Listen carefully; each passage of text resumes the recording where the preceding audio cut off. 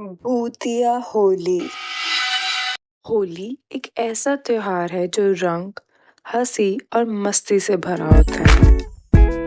लेकिन क्या हो अगर यही रंग खून में बदल जाए, अगर हंसी किसी की चीख में बदल जाए। ये कहानी है एक लड़की की जिसका नाम पहचान छुपाने के लिए हम नेहा यूज करेंगे, और वह दिल्ली में रहती थी। Modern, contemporary, progressive and ambitious girl जो हर चीज को साइंस से समझती थी। भगवान पर विश्वास नहीं करती थी तो भूत प्रेतों पर सवाल ही नहीं उठता। भूत प्रेत, जादू टोना, इन सब पर वो हंसती थी। लेकिन एक होली उसने जो देखा उसकी जिंदगी बदल गई और उन्हें इन सब बातों पर विश्वास करना पड़ा। नेहा वैसे तो पंजाब की रहने वाली थी, पर उसकी कॉलेज, एजुकेशन और उसने जॉब दिल्ली में ही की। वह दिल्ली की एक एमएनसी में काम करती थी और अपने काम में वो काफ़ी अच्छी थी। वो कंपनी में नंबर 1 एम्प्लॉय थी। वो दिल्ली में अपने बॉयफ्रेंड रोहन के साथ ही रहती थी। इस बार कंपनी ने होली की पार्टी एक फार्म हाउस में रखी थी। नेहा और रोहन अगले दिन वहां चले गए।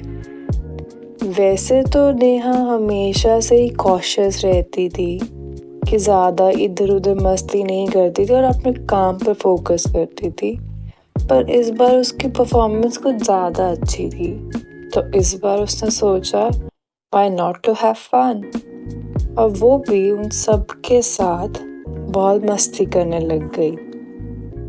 रंग, भांग और शराब के नशे में हर कोई झूम रहा था और नेहा भी नाचने लगी।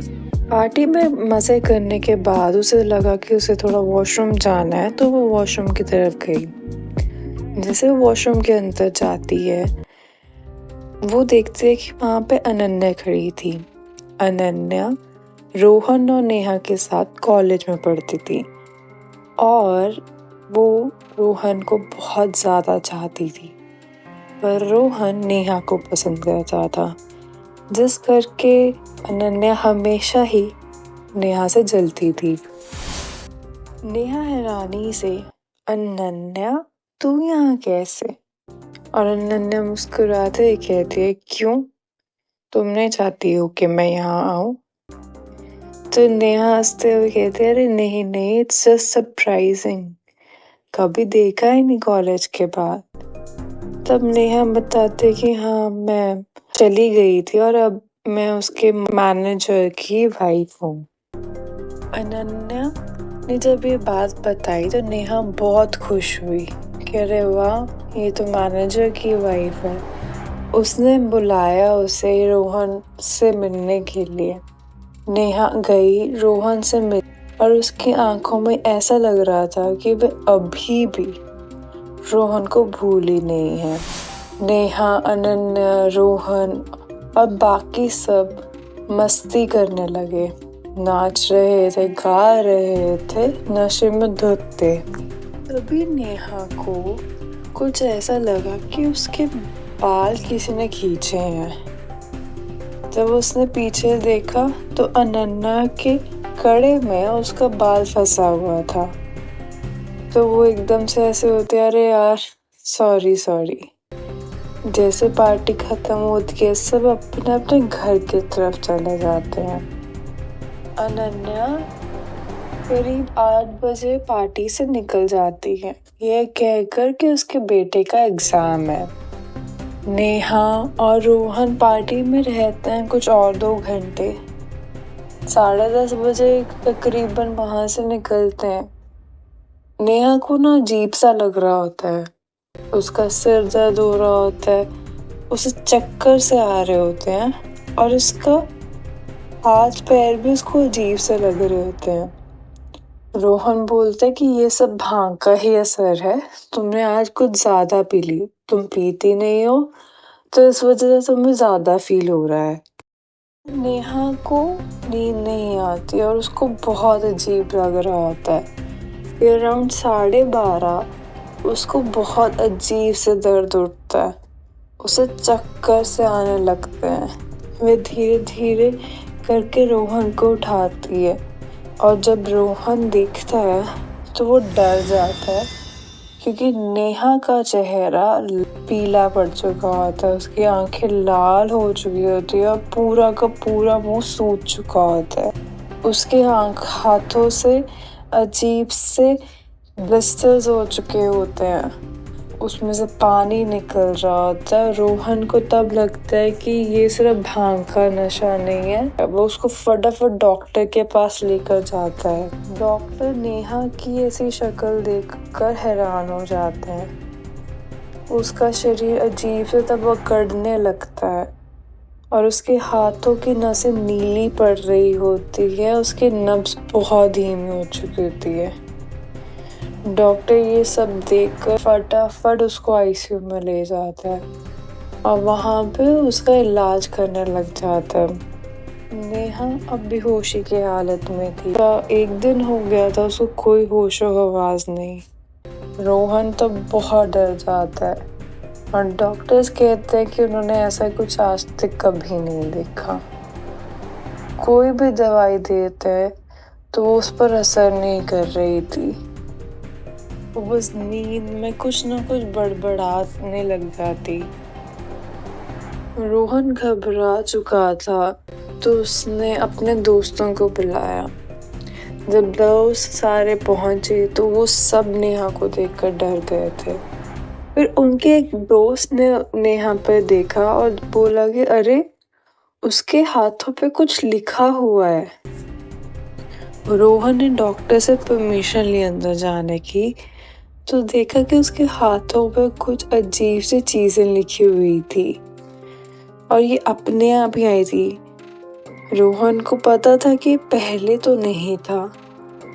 उसने अभी हॉस्पिटल आने से पहले तो उसके हाथ देखे थे, तब तो कुछ नहीं था। तब उन सबको लगता है कि ये सिर्फ बीमारी ही नहीं है, कुछ और है। तो उनके किसी एक फ्रेंड ने बोला कि जाके तुम इस बाबा के पास जाओ।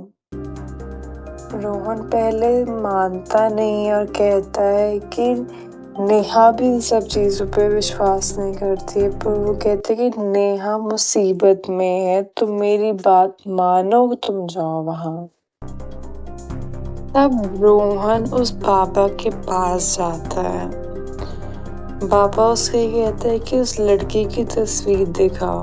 तो नेहा की जब वो अपने फोन में पिक्चर दिखाता है तो बाबा बहुत ज्ञानी था, तो उसने तभी बोल दिया कि ये पक्का किसी ने इसके ऊपर तंत्र किया है। तो रोहन एकदम घबरा जाता है। क्या? कहते हाँ, और ऐसा लग रहा है कि ये किसी ने इसके बाल तोड़कर कुछ काला जादू किया है।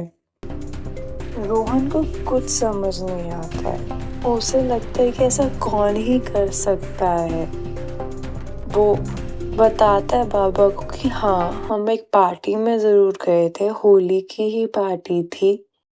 होली का नाम सुनते ही बाबा ने कहा कि हाँ, होली के दिन बहुत सारे तंत्र और काला जादू होता है।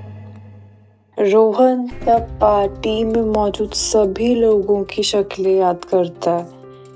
उसको कोई नहीं समझ आता कि कौन हो सकता है, पर कहीं ना कहीं उसका शक अनन्या पर था।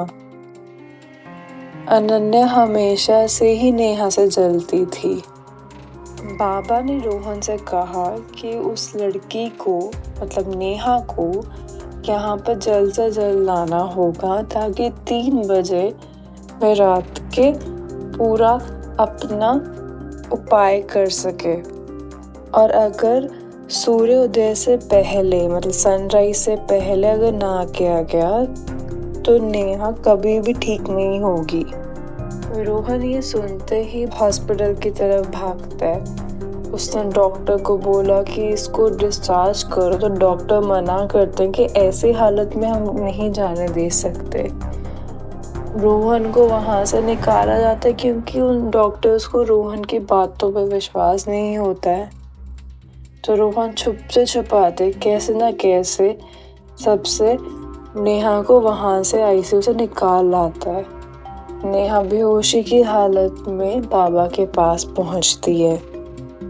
हवन शुरू होता है।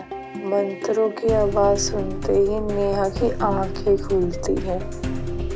नेहा उन मंत्रों को बर्दाश्त नहीं कर पा रही होती, इधर उधर भागने की कोशिश करती है, पर रोहन उसे पकड़ कर रखता है। तकरीबन 1-1.5 घंटे बाद जब हवन बंद होता है तो नेहा वापस आती है। बाबा ने फिर बताया कि ये काला जादू तोड़ा नहीं जा सकता, इसको किसी न किसी के ऊपर करना ही पड़ेगा। तो बाबा ने उसको वहीं भेज दिया जहां से वो आया था।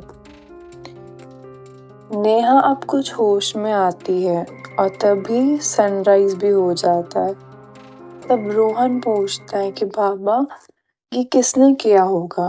तो बाबा कहते हैं कि चिंता मत करो, तुम्हें कुछ वक्त तक अपने आप पता चल जाएगा। रोहन और नेहा घर पहुंचते हैं।